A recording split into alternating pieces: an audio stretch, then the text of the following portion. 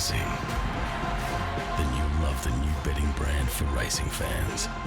With exclusive markets, promotions, insights and content. That's better. Gamble responsibly.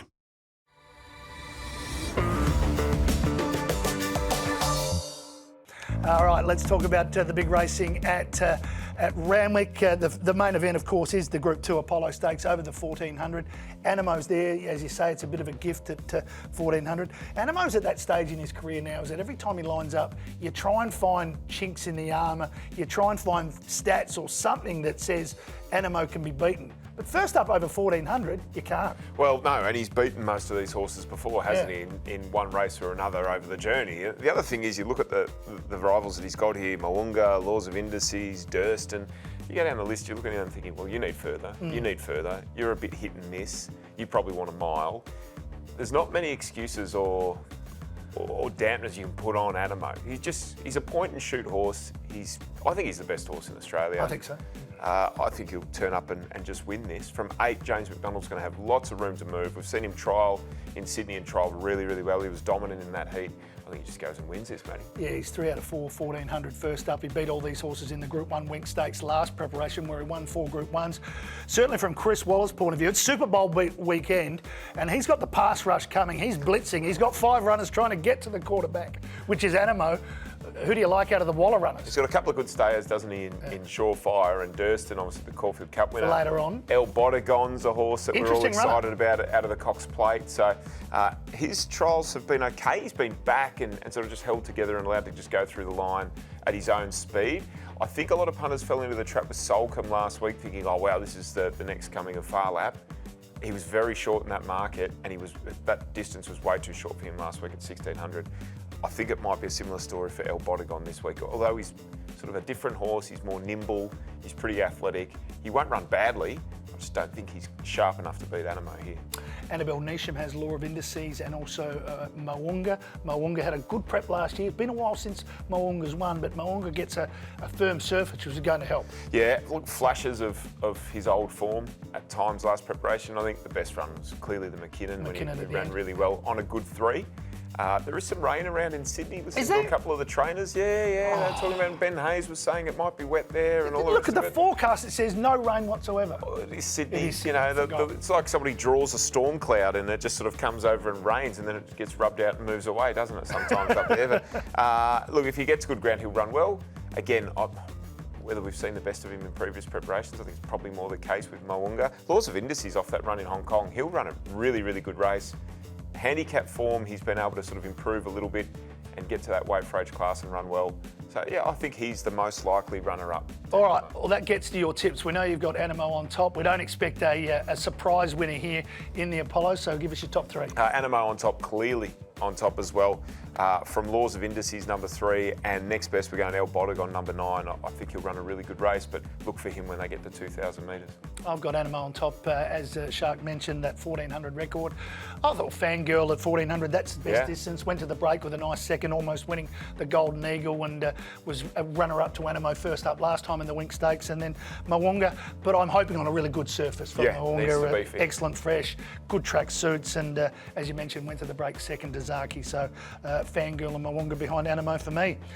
Now, we were going to talk about another race, but we're going to settle on the Inglis Millenium, which is a fascinating race. It's a restricted listed race for the 2-year-olds worth over $2 million in prize money, and not that easy. Learning to Fly is the favourite. Well backed on debut, got the job done. Going to back up. Well, the problem with Learning to Fly is that barrier 19. A lot of them have drawn wide. Gate. Well, Arkansas Kid, who was so good at Moonee Valley, sitting wide when he was well backed as favourite, and he got the job done there in that Inglis banner. He looks a real talent. Shocking gate in 18 for him. Learning to Fly in 19. Solitaire for John O'Shea, who looked really good winning its second start. Barrier 17. So a lot of them are really hung out wide there. Blanc de Blanc's another one for the Freedmans. Mate, but the wide barrier sort of cancels that out, doesn't it? Where do they look? You've either got to hunt forward and try and get across and get into a good spot early, or you've got to snag back, go back, take your medicine, then ride for luck. So I've come back around to horses that I think have drawn really well, that might have some room for improvement. And I'm with number 14, Kundalini from the Mara and Eustace. Kundalini? Yeah, you're on, mate. There's a couple of different meanings we can go with here. But I remember, that's how old I am, there's a character in Mad Max, the original, called Kundalini. I'm looking at I'm Invincible out of Rude Awakening, and I'm just wondering if the awakening part, whether that's going more towards the yoga side. I think it's the yoga side of things, yeah. Great run behind Don Corleone at Randwick at its debut run. Sort of just took a little bit of time to get past the leader, but once it did, kicked into gear when Don Corleone came up outside it and dragged right away. Yep. Don Corleone starts favourite in the opener against King's Gambit. We'll see in the opener whether this form for Kundalini stands up. So you're looking at each way odds at the moment for Kundalini from gate 5 with Jason Collett on board. He's going to get a lot of favours in running. It'll be in that first sort of 4 or 5, I would have thought, and have a head start on those favourites that have drawn wide. So I'm just looking at it and thinking it's a good each way bet in a race where you probably want to be drawn well. Number 10, Lazargo, is another one. Great debut.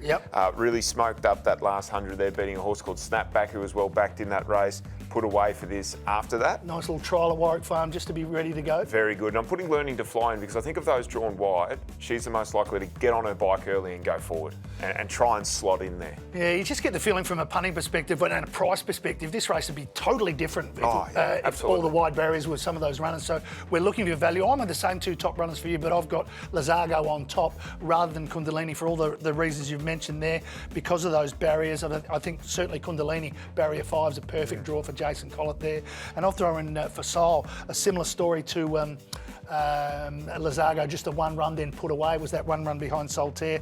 And Breton Abdullah, he's drawn 1, might be able to just go bang, so catch me if you can, but it should be a fascinating race. It'd be a great race to watch, and I think it'll be a really good form reference too for the Golden Slipper, you know, as we get ever closer to that race week by week and a bit of the form starts to separate out the best from those that are probably more hopeful. I think this will be a really good reference.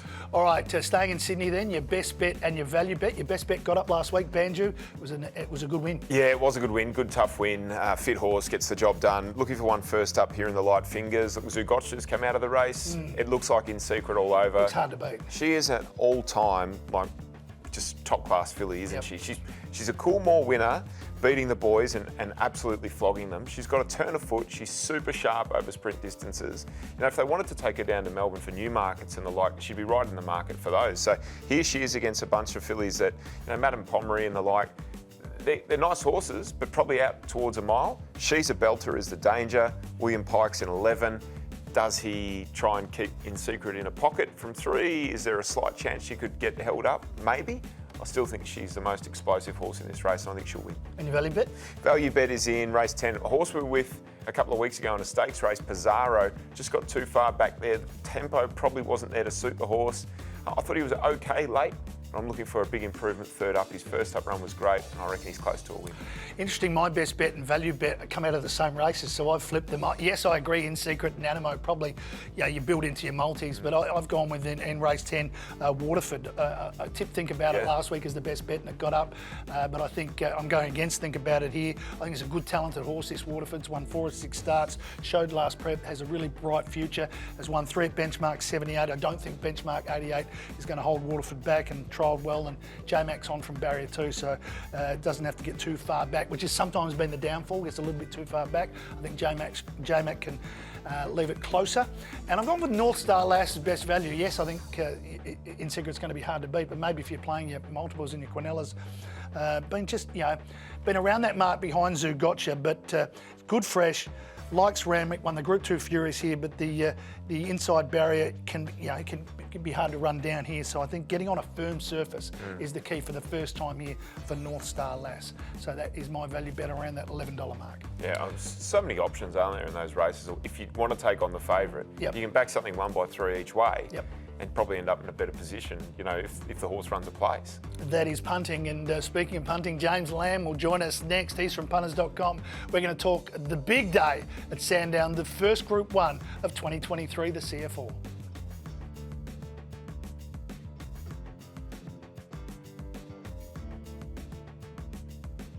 If you're in love with racing, then you'll love the new betting brand for racing fans.